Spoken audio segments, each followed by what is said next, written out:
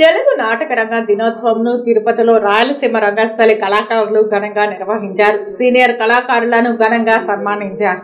తీయదనాల తెలుగువారి పద్యానికి ప్రపంచ దేశాలలో ఎంతో పేరుందని, మరి ఏ ఇతర భాషల్లోనూ పద్యానికి అంత ప్రాచుర్యం లేదని తెలుగు నాటక రంగానికి కృషి చేసిన ఆరాధ్యుడు సంఘ సంస్కర్త వీరేశలింగం పంతులు జయంతిని తెలుగు నాటక రంగం దినోత్సవంగా ప్రభుత్వం ప్రకటించడంతో మన తెలుగు కళాకారులు ఈ పండుగను జరుపుకుంటున్నామని రాయలసీమ రంగస్థలి చైర్మన్ గుండాల గోపీనాథ్ అన్నారు. తిరుపతిలోని కొత్తపల్లి కళాక్షేత్రంలో వీరేశలింగం పంతులు చిత్రపటానికి పూలమాలలు వేసి నివాళి అర్పించారు. అనంతరం రంగస్థలి నటులు డి మునికృష్ణారెడ్డి, డాక్టర్ ఆమూరు సుబ్రహ్మణ్యం, పూడి కేశవులరెడ్డి, ఎన్ వెంకట స్వాములకు వీరేశలింగం పంతుల అవార్డులు ప్రదానం చేసి ఘనంగా సత్కరించారు. ఈ సందర్భంగా గుండాల గోపీనాథ్ రెడ్డి మాట్లాడుతూ తెలుగు నాటక రంగానికి ప్రపంచ స్థాయి గుర్తింపు తీసుకొచ్చిన గొప్ప కవి సంఘ సంస్కర్త వీరేశలింగం పంతుల జయంతిని తెలుగు నాటక రంగం దినోత్సవంగా జరుపుకుంటున్నామని గుర్తు చేశారు.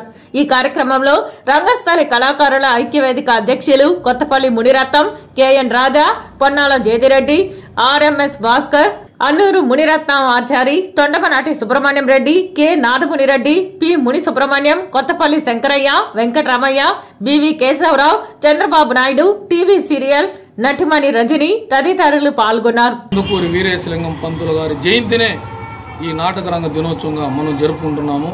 ఈ రోజు నాటక రంగ దినోత్సవం సందర్భంగా తిరుపతిలో నాటక రంగంలో వివిధ వేషధారులు వేసి అందరి మన్ననలు పొందిన నలుగురు కళాకారులను ఈరోజు మేము ఘనంగా కందుకూరి వీరేశలింగం పంతులు పురస్కారంతో సత్కరించుకున్నాము. ముఖ్యంగా కందుకూరి వీరేశలింగం పంతులు గారు సంఘ సంస్కర్త, బాలికలకు విద్య అవసరమని చాటి చెప్పిన మహానుభావుడు. ఆయన తెలుగు నాటక రంగాన్ని మొట్టమొదట ప్రవేశపెట్టారు.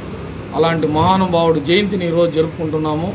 తెలుగు నాటక రంగ దినోత్సవాన్ని ప్రతి ఒక్కరూ జరుపుకోవాలి. ఈ నాటక రంగము కొద్దిగా డౌన్ అవుతుంది, దాన్ని ఎస్టాబ్లిష్ చేయాలి. దానిలో అందుకనే ఈరోజు నాటక రంగ దినోత్సవం అంతా జరుపుకొని కళాకారులంతా ప్రోత్సహిస్తున్నాము.